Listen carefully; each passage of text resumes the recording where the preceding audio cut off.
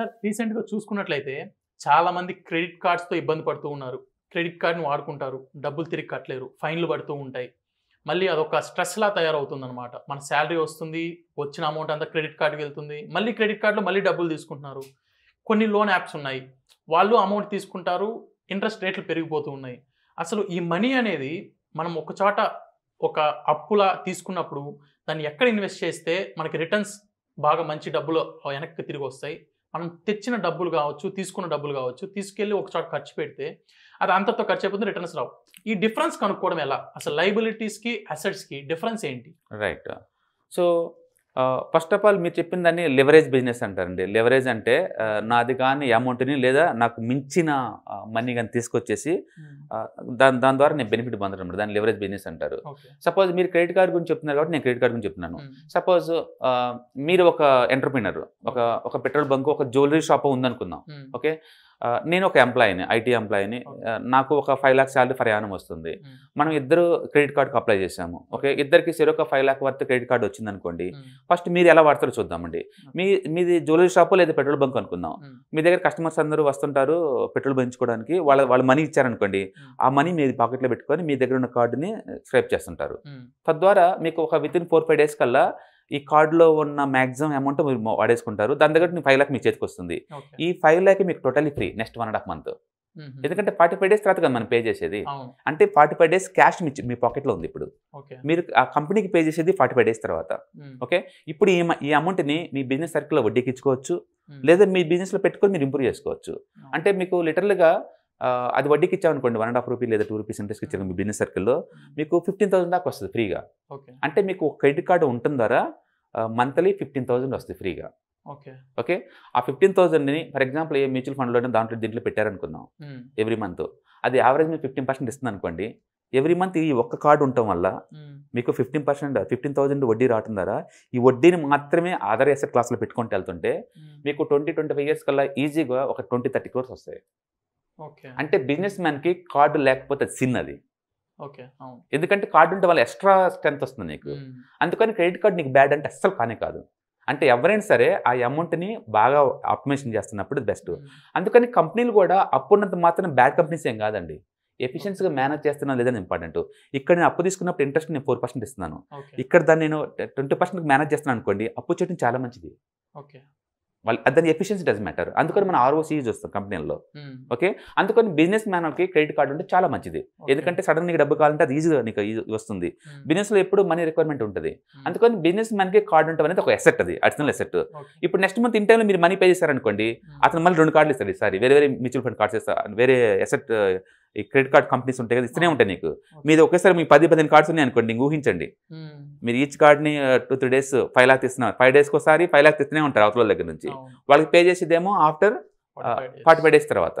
Okay, ఇట్లా మీరు money make చేసుకోవచ్చు. అంటే అస్సలు బిజినెస్ కాకుండా అచ్చం ఈ లెవరేజ్ బిజినెస్ తోటే మీరు ఒక 20 years బిజినెస్ రన్ చేశారనుకోండి, అసలు బిజినెస్ 0 income వచ్చినా సరే ఈ లెవరేజ్ బిజినెస్ ద్వారా వచ్చిన అమౌంట్ తోటి మీకు వచ్చిన అమౌంట్ 20-30 crore ఉండొచ్చు లాంగ్ టర్మ్ పాయింట్ ఆఫ్ లో. క్రెడిట్ కార్డ్ తోనే వడ్డీ వ్యాపారం కూడా చేసుకోవచ్చు. That is called as the leverage business. ఇప్పుడు నా వైపు ఆలోచిద్దాం. నేను ఎంప్లాయీనే, నా దగ్గర కూడా కార్డు ఉంది, మీతో పాటు నేను అప్లై చేశాను. ఈ కార్డుతో నేను ఏం చేస్తాను, క్లోత్స్ కొంటాను, దీన్ని డిప్రిసియేషన్ అసెట్స్ అంటారు. ఒక ల్యాప్టాప్ కొన్నాను, అది డిప్రిసియేషన్ అసెట్టే. ఒక కార్ కొన్నాను, అది డిప్రిసియేషన్ అసెట్టే. అంటే ఎక్కువ సార్లు ఎంప్లాయీస్ వాళ్ళ కంఫర్ట్ కోసం ఖర్చు పెడతా ఉంటారు. వాటి వల్ల అసెట్ క్రియేట్ అవ్వచ్చు, కాకపోవచ్చు. ఓకే, అసెట్ క్రియేట్ కావాలేదనుకోండి, దీని ద్వారా నాకు ఎలాంటి రిటర్న్స్ రావట్లేదు కదా, నేను ఇంటర్వ్యూలో మనీ పే చేయలేదు అనుకోండి, రెడీ కూర్చుంటారు క్రెడిట్ కార్డు వాళ్ళు. వాళ్ళు ఇచ్చింది అమౌంట్ నీకోసం, ఎప్పుడు డిఫాల్ట్ అవుతావా, ఎప్పుడు వడ్డీతో సాగు ఉంచుదాం అన్నట్టు చూసుకుంటారు. వాళ్ళు వెంటనే పెనాల్టీ వేస్తారు. సో ఒక ఎంప్లాయీస్కి క్రెడిట్ కార్డు ఎలా యూజ్ అవుద్ది? సో మామూలుగా అయితే జనరల్ గా క్రెడిట్ కార్డ్స్ ఎవరైతే ఎక్కువ యూజ్ చేస్తున్నారో నేను అదే అంటుంది, క్రెడిట్ కార్డ్ తీసుకుంటే దానికంటే ఎక్కువ మీరు బెనిఫిట్ తీయగలిగితే క్రెడిట్ కార్డ్ ఇస్ గుడ్. మీకు ఆ ఎఫిషియన్సీ లేనప్పుడు credit card is very bad. అందుకని క్రెడిట్ కార్డు గుడ్ ఆ బ్యాడ్ అనే బదులు క్రెడిట్ కార్డు మీకు ఆస్తిలాగా అవుతున్నప్పుడు ఎన్ని కార్డ్స్ ఉంటే అది నీకు అంత బెటర్. క్రెడిట్ కార్డ్స్ నాకున్నాయి అనుకోండి, ఎంప్లాయీస్కి నేను అంత ఆప్టిమైజేషన్ చేయట్లేదు అనుకోండి, నాకు ఎన్ని ఉంటే అంత బ్యాడ్. అందుకని క్రెడిట్ కార్డు వాడేసి మీరు అప్రిషియేషన్ అసెట్స్ క్రియేట్ చేస్తున్నారా, you are doing good thing. Depreciation assets create చేస్తున్నారా, క్రెడిట్ కార్డ్స్ ఉండటం వేస్ట్ నీకు. దాన్ని ఎంత త్వరగా క్లోజ్ చేసుకుంటే క్రెడిట్ కార్డ్స్ని అంత. క్రెడిట్ అంటేనే అప్పు అండి, అప్పులోకి ఎందుకు పోవాలి మీరు అనవసరంగా? అప్పు చేసి మరి కంఫర్ట్గా కొనాల్సిన అవసరం ఏముంది? బట్టలు లేదా సెల్ ఫోన్స్ లేకపోతే ల్యాప్టాప్స్ లేకపోతే ఇంకోటి ఎందుకు కొనాలి? బట్ బిజినెస్లో లెవరేజ్ అనేది గుడ్ థింగ్, అది అంతే. అది ఓకే. అందుకని ఏది ఆస్తి ఏది లయబిలిటీ అని మీకు ఎలా తెలియాలి అంటే దాని ద్వారా ఇన్కమ్ జనరేట్ అవుతుంది అనుకుంటే అది అసెట్. ఓకే. ఇన్కమ్ రావట్లేదు అంటే లయబిలిటీస్. మీరు కనుక rich dad poor dad book sequence కనుక మీరు చదివారనుకోండి, ఆధార్ క్లియర్గా చెప్తాడు ఏది అసెట్ అనేది. క్యాష్ ఫ్లో కనుక ఉంటే దాన్ని ఆస్తి అంటాడు. అంటే సపోజ్ ఇప్పుడు నేను హౌస్ కొన్నాను, ఒక 50 lakh పెట్టి హౌస్ కొన్నాను, నేను ఆ ఇంట్లో ఉంటున్నాను అనుకోండి, దాని ద్వారా వచ్చి జీరో ఇన్కమ్. పైగా నేను every year GHMC tax pay చేయాలి. ఓకే, ఒక 10,000 స్టాక్స్ పే చేయాలి. అండ్ మిగతా యూటిలిటీ అంటే ఎలాగో రెంట్ కొన్నా నేను పే చేయాల్సిందే. అంటే నా ఇంట్లో నేను ఉన్నా సరే still I have to pay the tax to the GHMC. అందుకని ఆ బుక్లో ఆధార్ ఏమంటాడంటే ఆస్తికి నువ్వు రిప్రజెంట్ తప్ప ఓనర్ ఎప్పుడు కాలేవు అంటాడు. ఎందుకంటే ఇంటి తాళం వేసి బయటకు వెళ్ళిపో, 1 year తర్వాత వచ్చాడు ఇంకో తాళం పడి ఉంటుంది అక్కడ, GHMC వాళ్ళు తాళం వేస్తారు. ఎందుకంటే నువ్వు ట్యాక్స్ పే చేయలేదు కాబట్టి నీ ఇంట్లో రావద్దు అంటాడు. అక్కడికి వచ్చి ట్యాక్స్ పే చేసుకుని రమ్మంటాడు. అంటే ల్యాండ్ ఇజ్జికల్ రాయల్ అంటే కింగ్ అనమాట దానికి ఎప్పుడు ఆధారేషన్. అందుకని గవర్నమెంట్ వాళ్ళు ఏ రోడ్ ఎక్కడ నీ ఇంటి మీద నుంచి వాళ్ళకి ఇచ్చేయాల్సింది, కోర్టు పైన నువ్వు వినవలేవు. ఎందుకంటే ల్యాండ్ బిలాంగ్స్ టు రాయల్ అంటే గవర్నమెంట్ వాళ్ళు అంతే. ఓకే, అందుకని ఓన్ హౌస్లో మీరు ఉంటుంటే అది ఇన్కమ్ జనరేట్ అవ్వట్లేదు అనుకోండి, అది బ్యాడ్ అసెట్ అంతే. అదే మీరు ఇల్లు కొని ఒక పోర్షన్ రెంట్కి ఇచ్చారనుకోండి, ఎంతకంత రెవెన్యూ జనరేట్ చేస్తున్నారు కదా, ఇన్కమ్ వస్తుంది కదా, అది అసెట్ కింద లెక్క. అప్పుడు అదే హౌస్ నీకు అసెట్ కింద లెక్క, ఎందుకంటే ఎంతకంత క్యాష్ ఫ్లో ఉంది కాబట్టి. ఓకే, అంటే క్యాష్ ఫ్లో ఉంటే అది దాన్ని అసెట్గా ట్రీట్ చేయండి. క్యాష్ ఫ్లో ఆగిపోయింది అనుకోండి, అది లయబిలిటీ కింద లెక్కే.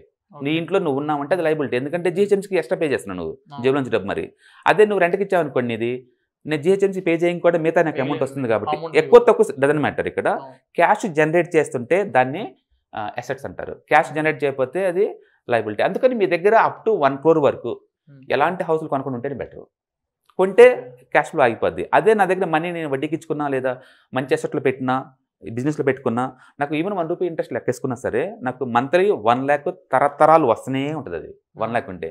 అదే నేను ఆ మనీ బట్టి ఇల్లు కొని ఇంట్లో కూర్చున్నాను అనుకోండి, రూపాయి కూడా లేదు, ఇన్కమ్ లేదు నీకు. ఇల్లు ఉందని సైకలాజికల్ సాటిస్ఫాక్షన్ తప్ప. ఓకే, అందుకని తక్కువ డబ్బు ఉన్నప్పుడు దాన్ని మనీని ఆప్టిమైజ్ చేసుకోవడం బెటర్. ఎక్కువ డబ్బు ఉన్నప్పుడు ఇల్లు కొనపడడం కూడా తప్పే మళ్ళీ, ఎందుకంటే సిటీ పెరిగే కొద్దీ నువ్వు కొనలేవు, అలాంటి ఇల్లు మళ్ళీ కొనలేవు. ఓకే, అందుకని అది ఆస్తి అది అసెట్ లయబిలిటీ అనేది based on the your utilization మీద అది డిపెండ్ అయి ఉంటుంది. ఓకే, బట్ తక్కువ మంది ఉన్న వాళ్ళందరూ కూడా రెంటల్కే ఉండండి. Don't by the houses and all the things. Okay, try to optimise the house. ఒకవేళ మీరు హౌస్ కొనాల్సి వచ్చినా కూడా హౌసింగ్ లైన్స్ ఇప్పుడు 6.5%కి వస్తున్నాయి. మీ ఓన్ మనీని మాత్రం ఏ మ్యూచువల్ ఫండ్స్లోనో ఏ ETFsలోనో లేకపోతే ఇంకొక ఏ అసెట్ అయితే మీరు బాగా మేనేజ్ చేయగలుగుతారు, ఇయర్లీ 15% తీయగలుగుతారు, 15-20% తీయగలుగుతారు, అందులో పెట్టుకోండి మనీ అంతా. దీని మాత్రం లోన్ తీసుకోండి, మ్యాక్సిమం లోన్. తొందరపడి క్లోజ్ చేయమాకండి, లోన్స్ అంతే ఉంచుకోండి. ఇన్కమ్ ట్యాక్స్ 1.5 lakh వరకు రిడెంప్షన్ ఉంటుంది హౌసింగ్ లోన్ తీసుకోవడం వల్ల. ప్లస్ 6.5కి వస్తుంది కదా నీకు, నీ మనీని బయట ఆప్టిమైజేషన్ చేసుకోండి. అంటే you're doing the good business యాక్చువల్గా. అది చాలా మంది ఏంటంటే హౌస్ లోన్స్ తీసుకుంటారు, రైట్. జాబ్స్ చేసే వాళ్ళు మంత్లీ 1 lakh 2 lakh శాలరీ ఉన్న వాళ్ళు హౌస్ లోన్స్ తీసుకుంటారు. ఒక మేబీ 40-50 lakhs తీసుకుంటారు. ఒకనొక టైంకి మేబీ శాలరీ పెరుగుతూ వెళ్ళొచ్చు, మంత్లీ 5 lakhs అవ్వచ్చు. రైట్. సో దాన్ని క్లియర్ చేసేద్దాం, ఎంత త్వరగా క్లియర్ చేస్తే అంత బెటర్ ఏమో అనుకుని క్లియర్ చేస్తూ ఉంటారు. అది వేస్ట్ అండి. దాని బదులు ఆ అమౌంట్ని అంతకన్నా బెటర్ ఈల్డ్ వచ్చే అసెట్ క్లాస్లో పెట్టడం better. Okay, best asset class అంటే ఒక సిటిజన్ ఫైనాన్స్లో మనం వేస్తున్నాం అనుకోండి, 15% వచ్చే ఛాన్స్ ఉంది ప్రయాణం.